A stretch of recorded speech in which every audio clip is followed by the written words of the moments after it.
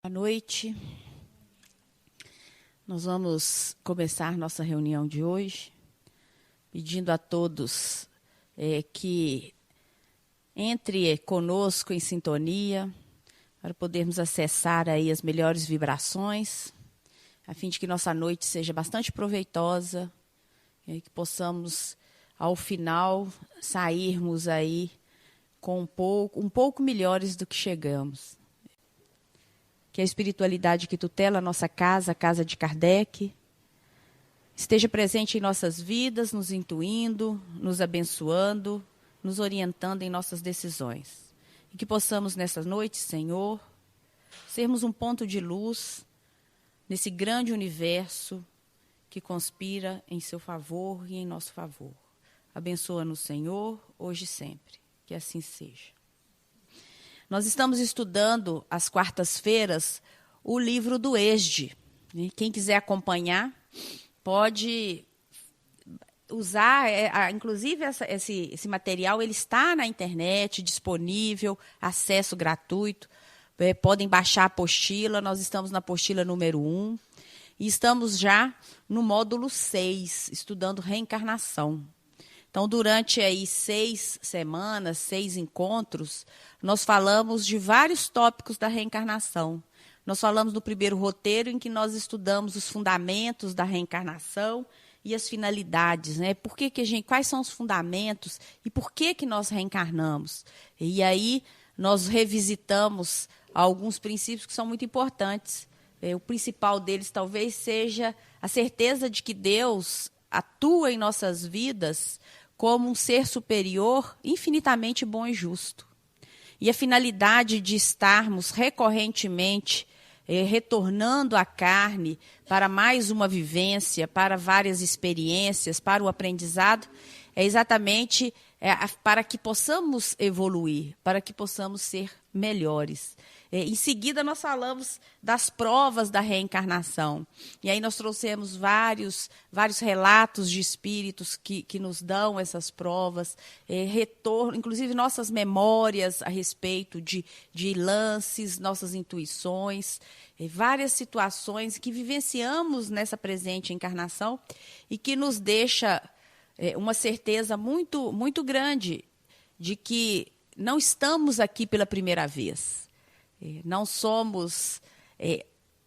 estamos aqui como primários. Nós já estivemos aqui antes e retornaremos em outros momentos, se for do nosso merecimento e também se for da nossa necessidade. Depois nós falamos do retorno da vida corporal. Esse tema do retorno da vida corporal, ele se dividiu em 3 etapas. Aqui para nós, para quem acompanha os nossos estudos, nós fizemos em 4 etapas, porque um deles se estendeu muito. E nós falamos do planejamento reencarnatório, extremamente importante. Não estamos aqui, não caímos aqui nesse planeta de qualquer maneira. Não estamos a cegonha não nos deixou, nos soltou lá e nos deixou em qualquer casa, entre quaisquer parentes, né? Entre quaisquer parentes.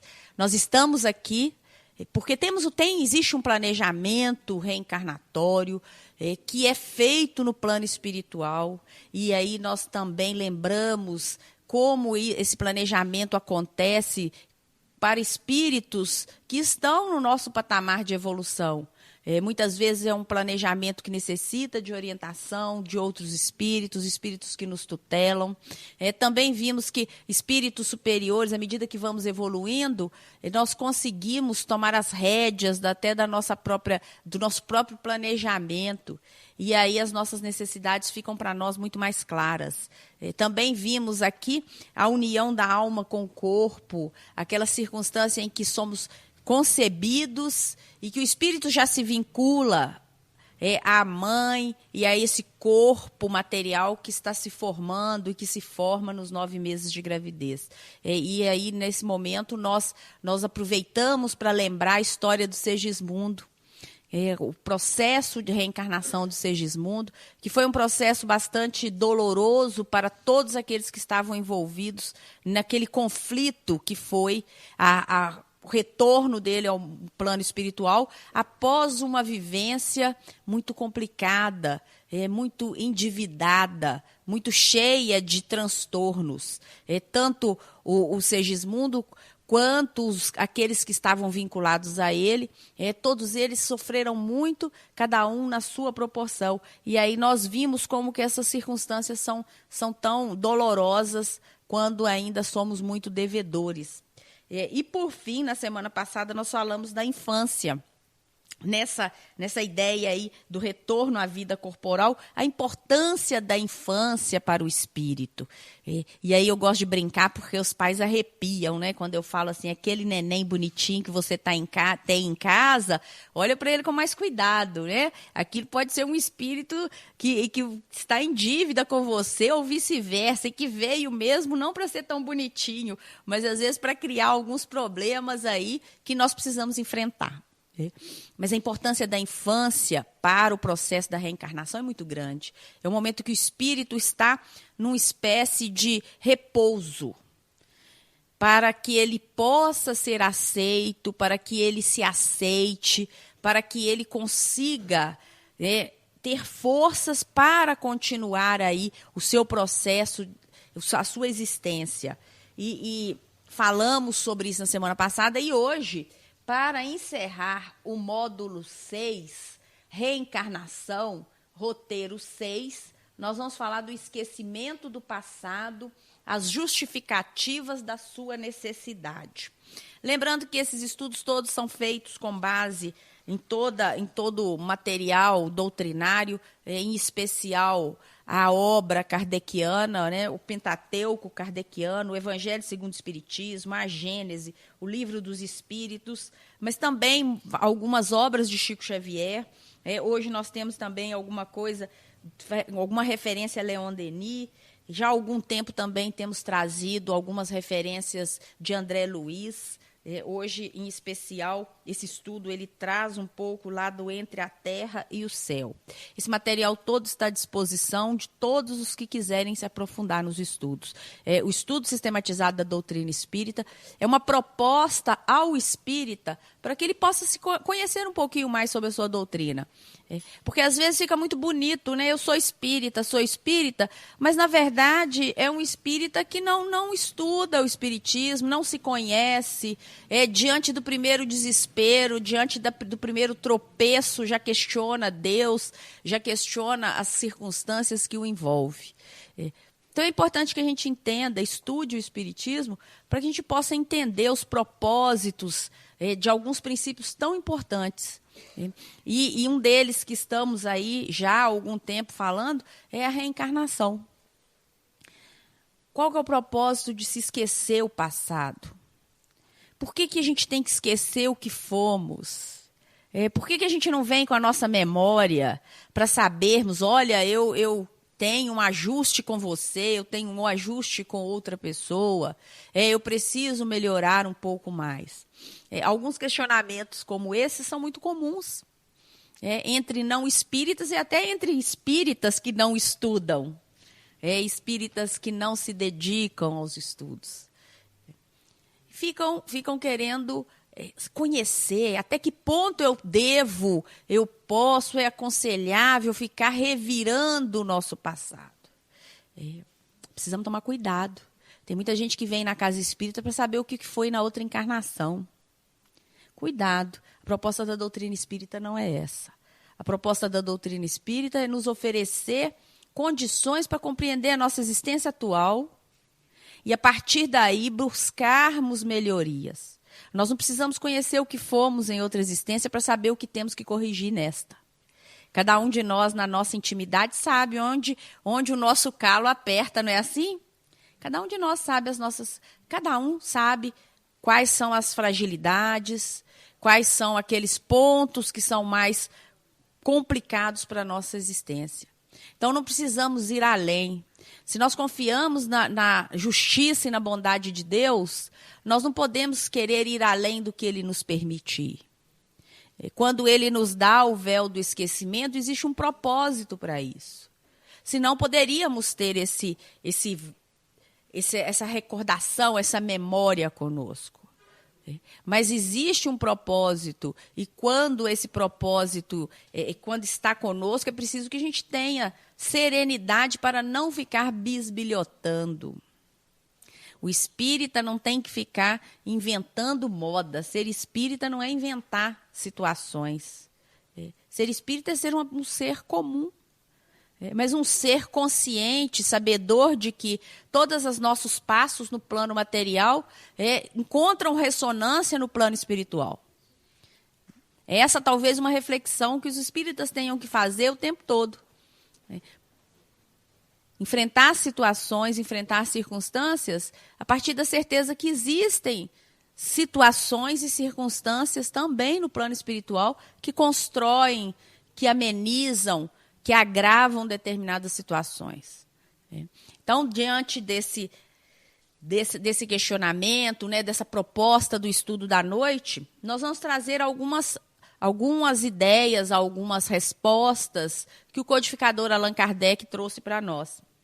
Allan Kardec vai dizer, ele inicia o texto dele dizendo o seguinte, que quando estamos mergulhados na vida corpórea, na matéria, na carne, nós perdemos momentaneamente a lembrança das nossas existências anteriores. É como se um véu cobrisse as nossas vidas anteriores. Essa imagem do véu, ela é muito interessante. Porque o véu, ele também não tampa tudo. O véu, ele tem uma transparência que às vezes nos confunde. Ele talvez não nos deixe ver completamente a situação, mas ao mesmo tempo ele não bloqueia completamente tudo.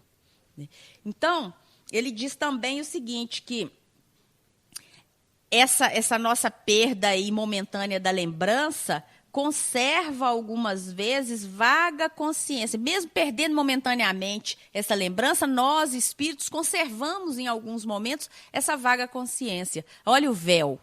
Em alguns momentos nós enxergamos ou temos essa intuição dessa consciência do que somos, do que fomos.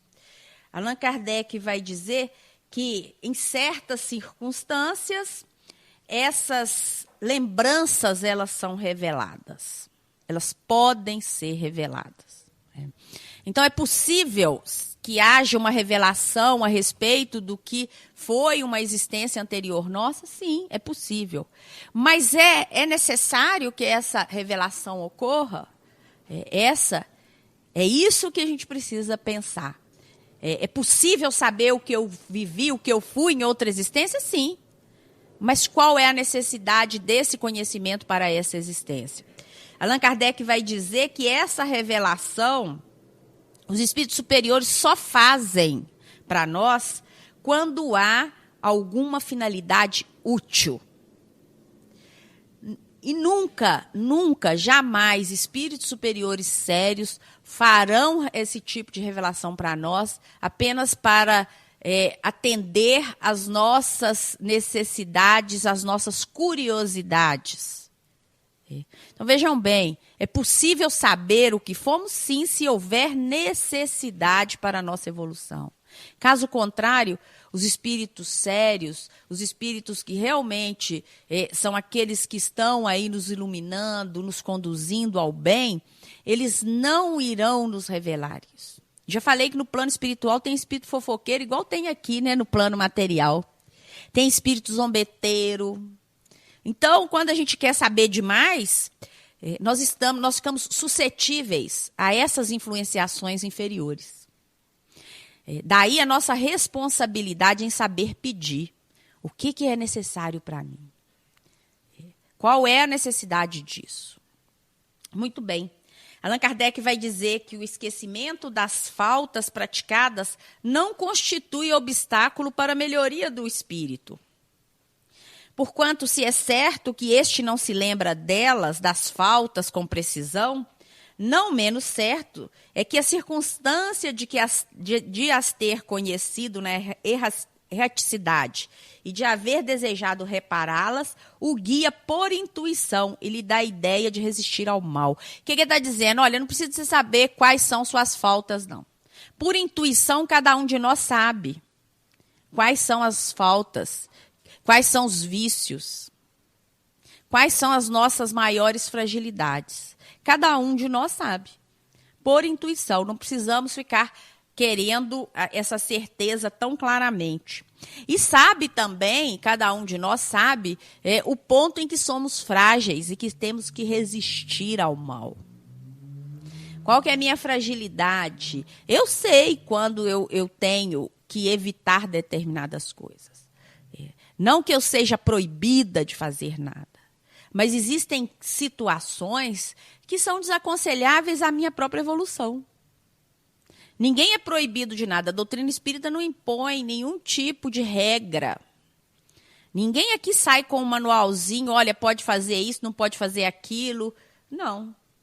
Nós podemos fazer tudo, não é assim que Paulo fala? Eu posso fazer tudo, mas nem tudo me é aconselhável, nem tudo é positivo para a minha evolução.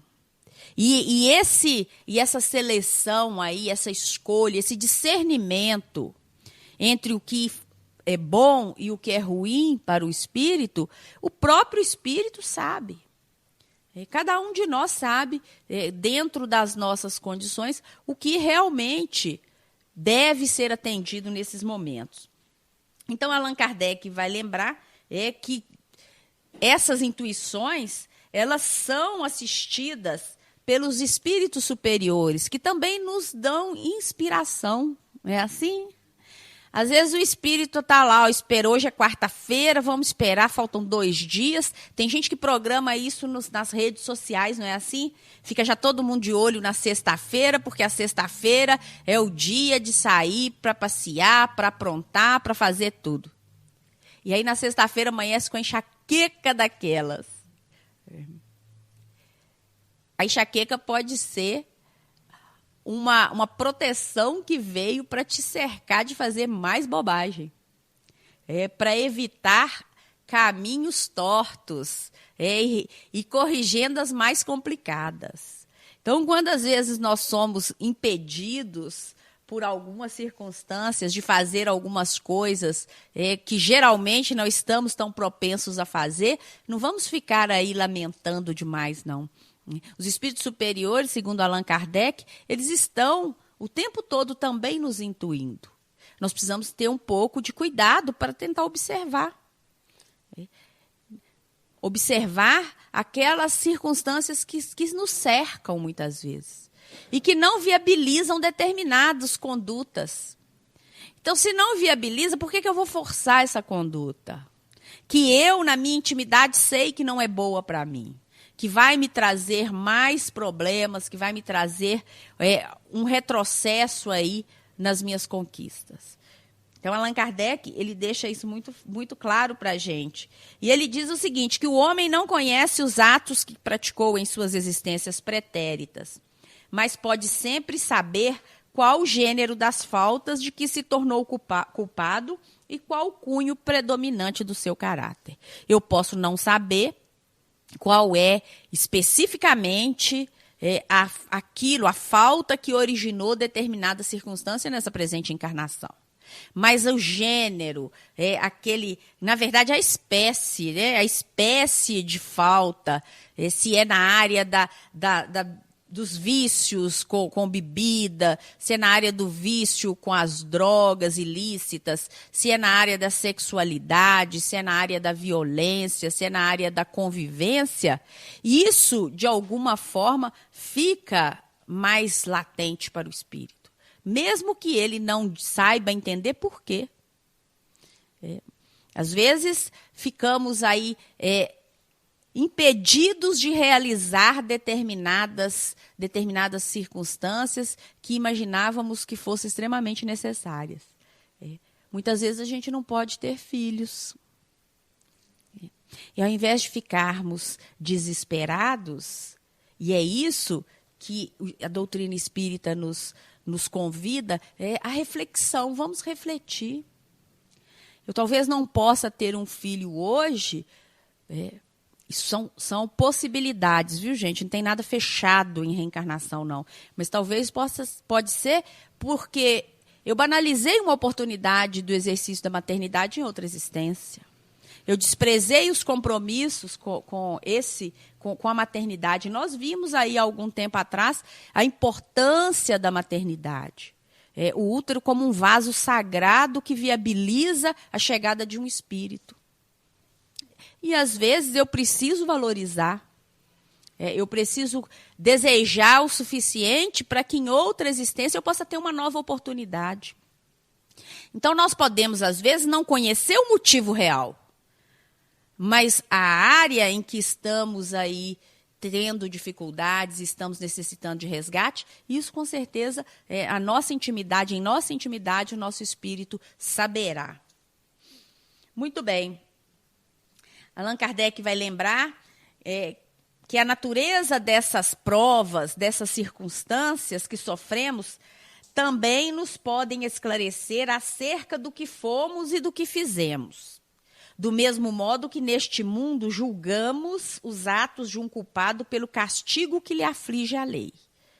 Então, da mesma forma como aqui nós temos, mesmo que não tão justo, mas temos regras de convivência, e sabemos que existem determinados castigos para determinadas faltas. E aí, quando a gente sabe de determinada pena, quem é da área, então, mais especificamente, fica mais fácil até identificar qual é o tipo de crime. É isso que Allan Kardec está dizendo. Mesmo, ainda que não saibamos com certeza, sabemos a origem, o tipo de falta que estamos aí nos ajustando. Ele vai lembrar o seguinte: o orgulhoso será castigado no seu orgulho, mediante a humilhação de uma existência subalterna. O mal rico, o avarento, pela miséria. O que foi cruel para os outros, pelas crueldades que sofrerá. O tirano, pela escravidão. O mau filho, pela ingratidão de seus filhos. O preguiçoso por um trabalho forçado. E assim, sucessivamente, vamos encontrando aí pelo nosso merecimento, pela nossa construção e pela nossa necessidade, nós vamos encontrando as oportunidades aí de rever. Então, o filho aí que é ingrato com os pais, certamente ele talvez tenha que aprender a viver a ingratidão de um filho ou de um outro ente querido para poder compreender a importância da gratidão. Então, são essas experiências que Allan Kardec vai nos lembrar. Olha, quando estamos diante da ingratidão, antes de julgar, antes de apontar o dedo, vamos começar a repensar que se estamos vivendo uma determinada situação, é porque em algum momento nós falhamos. É porque o nosso espírito precisa desse aprendizado, precisa dessa experiência para se tornar melhor. Então, ao invés de achar ruim, de maldizer, vamos começar a compreender e reavaliar as nossas atitudes, porque nós sabemos também que não existe determinismo. A lei de causa e efeito não é uma lei de ação e reação. A partir das nossas atitudes, nós conseguimos minimizar muitos impactos, assim como também conseguimos agravar muitas situações. Então, se a minha área de reajuste ela é em determinada situação, eu posso melhorar ou piorar essa circunstância a partir da forma como eu conduzo a minha existência, a minha presente existência. É isso que ele vai deixar para nós. Ele vai dizer o seguinte: que havendo Deus entendido de lançar um véu sobre o passado, e que há nisso uma vantagem. Então, se Deus não nos permite conhecer o passado, é porque existe uma vantagem para nós, muito mais para nós do que para Deus. A lembrança traria gravíssimos inconvenientes, poderia, em certos casos, humilhar-nos singularmente, ou então exaltar-nos o orgulho e, assim, atrapalhar, entravar o nosso livre-arbítrio. Deus sabe das nossas necessidades. ele sabe que não somos assim, estamos ainda em um patamar de evolução, ainda caminhando, necessitando de alcançar outros valores. E talvez se a gente tivesse essa certeza de o que fomos, estaríamos hoje orgulhosos ou humilhados. Então, é exatamente para evitar esse tipo de circunstância que iria atrapalhar o livre-arbítrio. Imagine você diante de uma existência, numa situação de reajuste, com alguém que você sabe que foi o seu malfeitor em outros tempos, ou que você foi o malfeitor desse alguém. Essa revelação poderia trazer para qualquer um dos lados aquele orgulho ou uma circunstância de humilhação. E isso iria, com certeza, interferir no nosso livre-arbítrio, que é uma faculdade do espírito. O livre-arbítrio é aquela faculdade que o espírito tem para que ele possa fazer as escolhas, para que ele possa também conduzir a sua própria evolução, para que a gente possa evoluir a passos firmes. Porque se eu escolho para alguém, eu não estou dando a ele a oportunidade da evolução, da escolha segura. O livre-arbítrio ele existe exatamente como faculdade do espírito, porque quando escolhemos, pressupõe-se que tenhamos feito essa escolha com um pouco mais de segurança. E sabendo que essas escolhas elas têm repercussões, sempre procuramos fazer de uma forma menos afoita, apressada, irresponsável. E aí temos que fazer nossas escolhas com um pouco mais de responsabilidade. Em todas essas circunstâncias, Allan Kardec vai dizer que a gente teria aí perturbações sociais muito graves. Então, se houvesse essa possibilidade de termos esse véu descerrado, esse véu, a inexistência desse véu aí do esquecimento, com toda certeza nós viveríamos perturbados. Frequentemente o espírito renasce no mesmo meio que já viveu, estabelecendo de novo relações com as mesmas pessoas, a fim de reparar o mal que lhes haja feito. Isso também é algo que a gente já tem falado por aqui, né? São as nossas constelações familiares, são os nossos grupos familiares. Então, muito cuidado quando olhar para aquele parente com o olho torto, com raiva, né? A gente sabe que é o amor que liberta, não é assim? Então, é preciso amar para libertar. Evolução é questão de inteligência. Quanto mais você ficar ali criando situações, mais você está se vinculando. Quando você se desapega, quando você ama, você está dizendo o quê? Que você já está pronto para seguir e que você está também liberando o outro para que ele siga a sua caminhada. Sem vinculações que possam gerar dependência entre nenhum dos espíritos. Allan Kardec vai dizer o seguinte, que se reconhecesse nelas, se a gente se reconhecesse nas pessoas, quem são os nossos desafetos, aqueles que odiamos, talvez o ódio despertaria outra vez em nosso íntimo. Com certeza. Imagine a gente descobrir entre o nosso meio alguém que tenha trazido para nós grande dor, que tenha nos magoado. Nós não precisamos, às vezes, nem de saber. No véu da transparência, às vezes a gente já tem, por sensação, por intuição, dificuldades diante de alguns que encontramos. E a gente já cria aquelas resistências. Nossa, não sei porquê, mas eu não gosto dessa pessoa. Eu não me sinto bem, não me sinto confortável. Por quê? Se isso existe, com certeza deve ter alguma explicação que não é necessário que saibamos agora. Mas quando a gente está diante de quem a gente não se sente bem, olha o convite, como que é desafiador. É tentar se sentir bem. É reparar aquela estrutura ali e não correr. Porque se correr, vai voltar.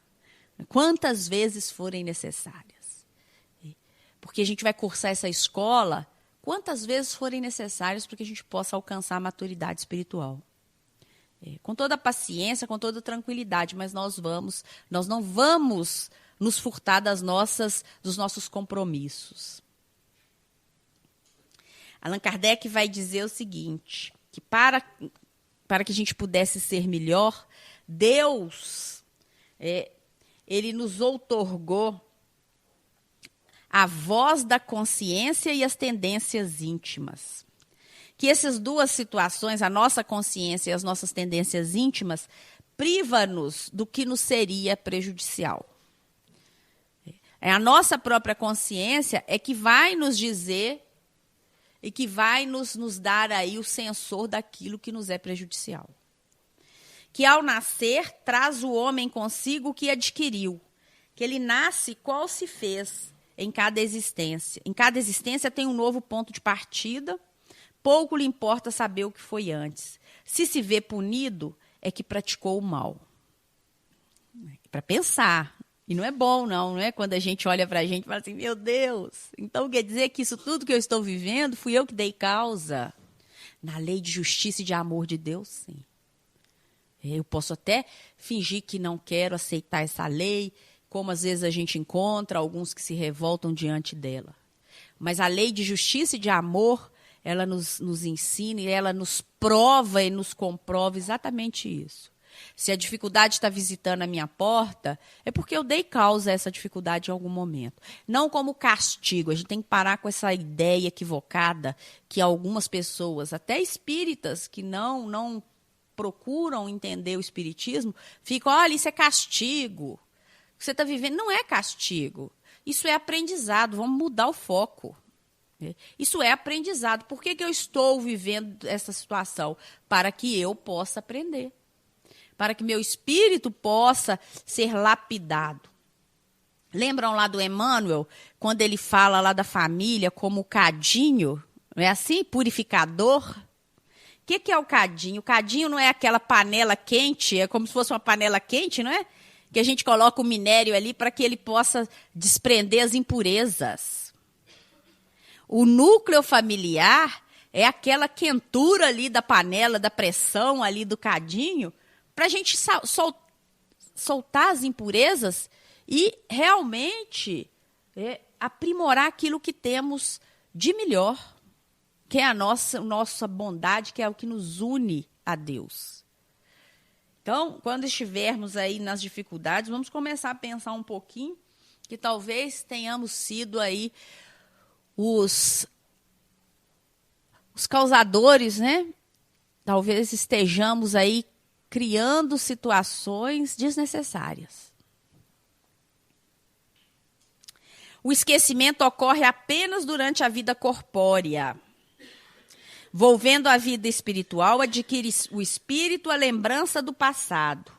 Nada mais há, portanto, do que uma interrupção temporária, semelhante à que se dá na vida terrestre durante o sono, a qual não basta aqui, no dia seguinte, nos recordemos do que tenhamos feito na véspera e nos dias precedentes. Que ele usa uma imagem até interessante.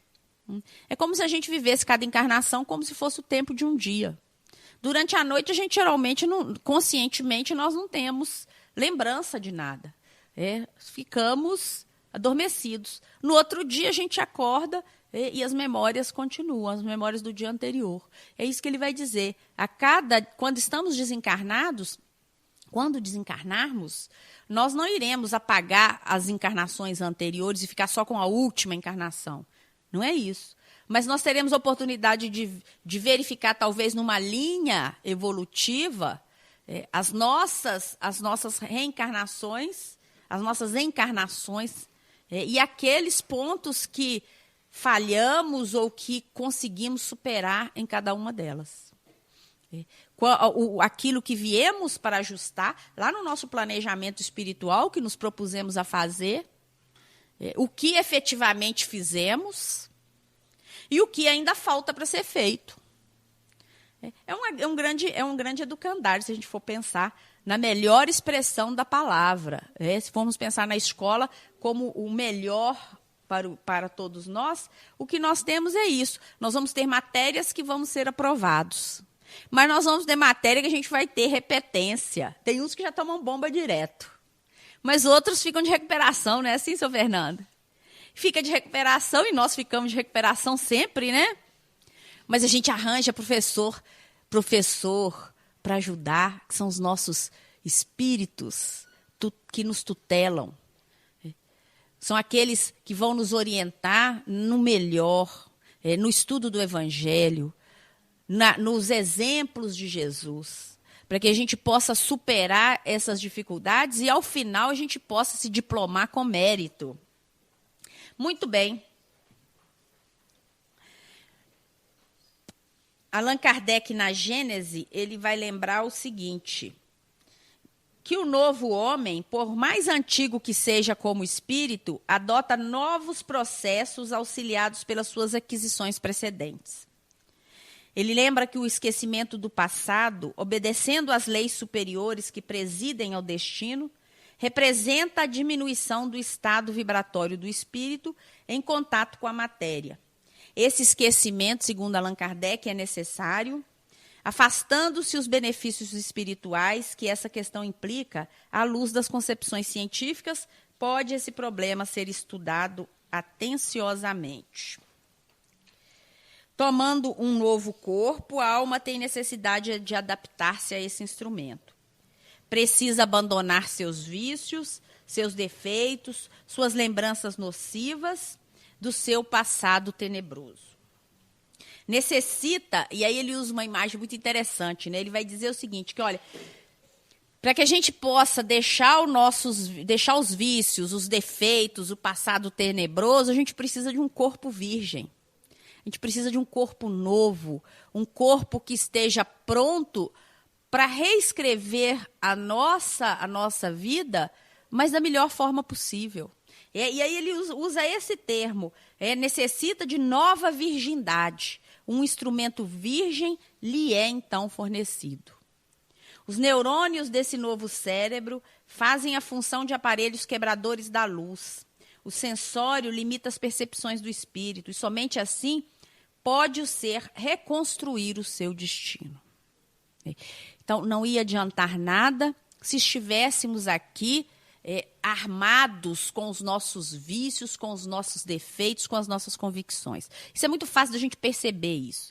Às vezes nós estamos vamos assistir uma palestra na Casa Espírita. Chega na Casa Espírita, olha para o palestrante e fala assim, meu Deus, não gosto dele. Chegou o quê? Chegou armado. Chegou resistente, dificilmente vai gostar do que ele vai dizer, porque se não gosta dele, não vai gostar do que ele vai dizer. E é nesse momento que nós temos que insistir, e é nesse momento que temos que exercitar a nossa caridade. Porque às vezes a gente acha o seguinte, olha, eu não gosto dele. Ele deve ter feito alguma coisa para mim. Às vezes somos nós que fizemos com ele. Estamos envergonhados, porque nosso espírito se identifica com ele e fica constrangido.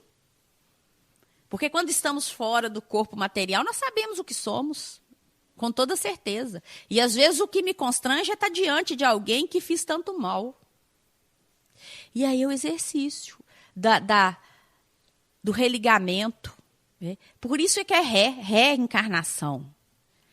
Porque é religação, é a proposta de religar, de restabelecer laços que foram rompidos. Ninguém odeia se não gostou, se não amou. Quando eu não conheço alguém, como que eu posso dizer que eu tenho algum sentimento de repulsa por essa pessoa?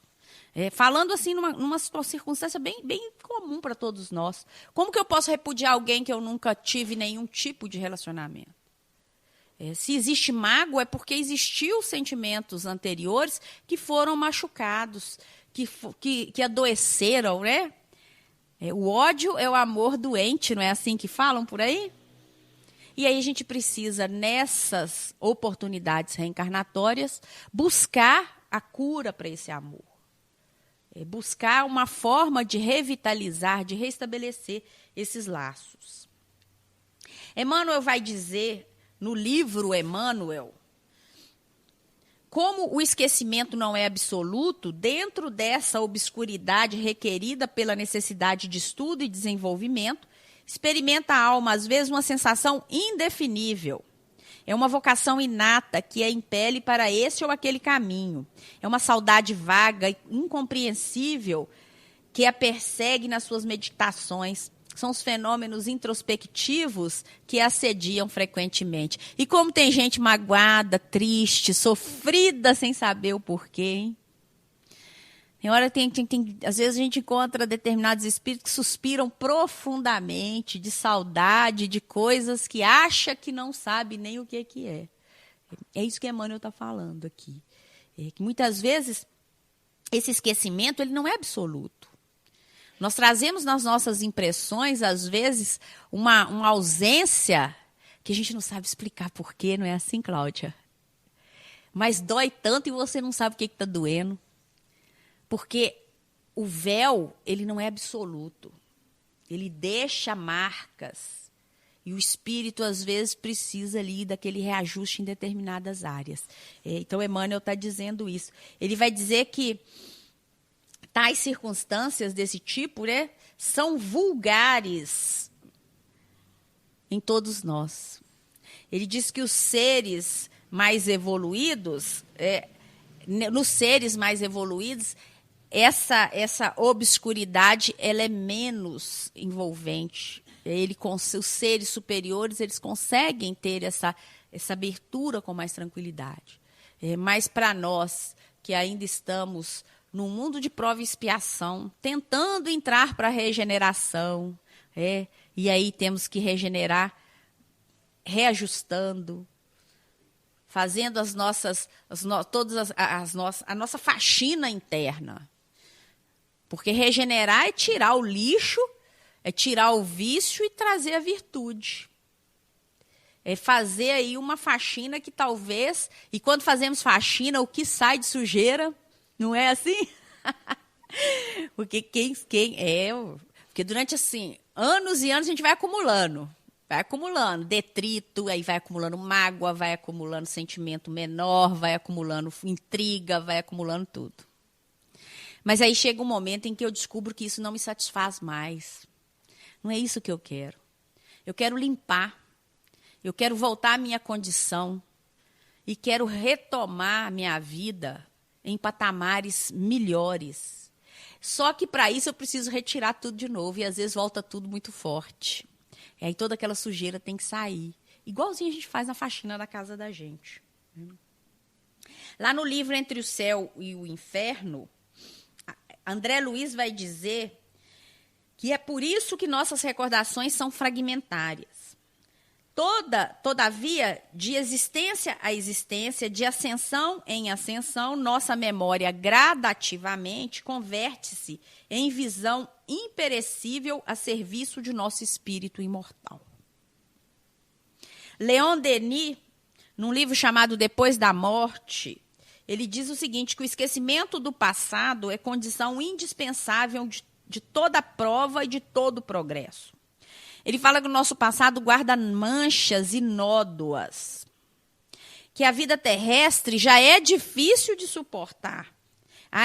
Seria ainda mais difícil de suportar se nós soubéssemos claramente todas as nossas dificuldades de outras existências. Então, se está difícil agora, imagina se a gente tivesse essa certeza, tivesse essa abertura para conhecer o que efetivamente somos.